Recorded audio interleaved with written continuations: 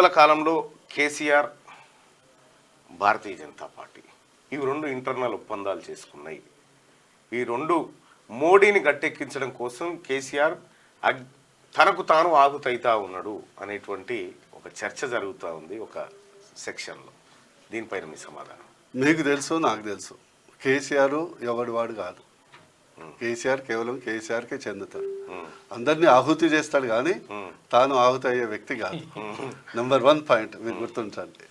Number 2, BJP కానీ మోడీ కానీ కేసీఆర్ లాంటి వ్యక్తుల మీద ఆధారపడ్డది కాదు, వ్యవస్థ మీద ఆధారపడ్డది. ఇక్కడ 100% నెక్స్ట్ బీజేపీ గవర్నమెంట్ రావాలని కేసీఆర్తో కనీసం టచ్లో కూడా ఉండరు. ఎందుకంటే సైద్ధాంతికంగా మీరు ఎప్పుడు మోడీ గారు కానీ అమిత్ షా గారు కానీ 3 పదాలు వాడతారు: పరివారవాద, కుటుంబ పాలన, అవినీతి పాలన, అపీజ్మెంట్ పాలన. ఈ రెండింటికి ఒక సింబల్ ఎవరంటే కేసీఆర్. దీనికి ఒక లోగో పెడితే, ఈ మూడింటికి పెడితే లోగో పెడితే కేసీఆర్ బ్రాండ్ అంబాసిడర్. మరి అలాంటి వ్యక్తితో ఎట్టి పరిస్థితుల్లో ఉండదు. అండ్ సరే, మీడియాలో అట్లా రావటము కొన్ని కారణాల వల్ల చేయటము జరిగింది, కానీ ఇప్పుడు స్పష్టంగా ఉన్నది 100% బీజేపీ ఇక్కడ ఆల్టర్నేటివ్ ఫోర్స్. ఇప్పుడు ప్రతిపక్ష హోదాలో, నెక్స్ట్ గవర్నమెంట్ హోదాలో.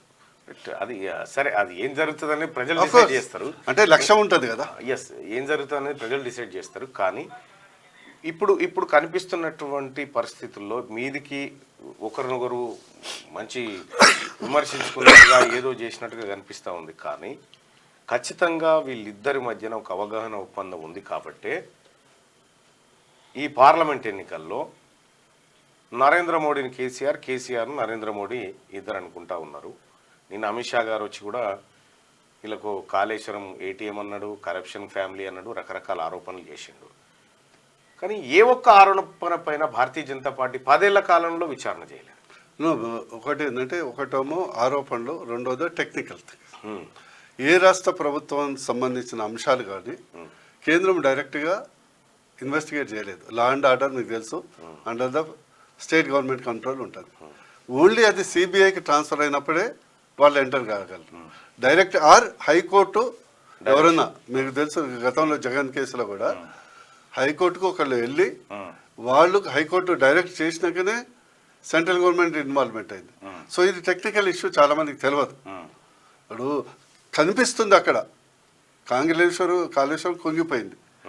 అవినీతి అనేది మన అందరికి తెలుసు. ఎంత అనేది ఇప్పుడు మనం రాజకీయంగా మాట్లాడడం వేరు, మాట్లాడొచ్చు. కాకపోతే ఇప్పుడు కేసీఆర్ను చూసి మీరు భయపడతా ఉన్నారు, మిమ్మల్ని చూసి కేసీఆర్ భయపడతా ఉన్నారు. ఎందుకు కాళేశ్వరం మీద అనేక ఆరోపణలు వచ్చినాయి. నిజంగా నరేంద్ర మోడీ ప్రభుత్వం తలుచుకుంటే కేసీఆర్ అనేటువంటి వ్యక్తి చాలా చిన్న వ్యక్తి నిజంగా. ఎందుకంటే గతంలో అనేక రాష్ట్రాల్లో డిస్టర్బెన్స్ క్రియేట్ చేసింది భారతీయ జనతా పార్టీ. కాబట్టి కేసీఆర్ను స్పెషల్ గెస్ట్గా ఎందుకు చూస్తూ ఉంది భారతీయ జనతా? కేసీఆర్ స్పెషల్ గెస్ట్ ఏం లేదు. ఒకటేందో ఇందాకనే చెప్పాను, అందుకొరకే గతంలో మనకు ఆ వెసులుబాటు లేదు. ఇప్పుడు వెసులుబాటు కాంగ్రెస్ ప్రభుత్వం వచ్చినాక ఉంది. వాళ్ళు simple refer to the central agency. Central agency ఎందుకంటే ఇది మల్టీ యాంగిల్, మల్టీ స్టేట్. ఇప్పుడు కాళేశ్వరం ప్రాజెక్ట్ అనేది మహారాష్ట్రతో కూడా సంబంధం ఉంది. సో మల్టీ స్టేట్ కాబట్టి వచ్చినప్పుడు చేయకుంటే అప్పుడు మీరు చెప్పిన ఆరోపణ నిజమైంది. అండ్ మోర్ ఇంపార్టెంట్ ఏంటంటే, 2 గతంలో ఏమైంది, బీజేపీ పోరాడి లాస్ట్కు దాన్ని ఎన్కరేజ్ చేసుకుంది కాంగ్రెస్.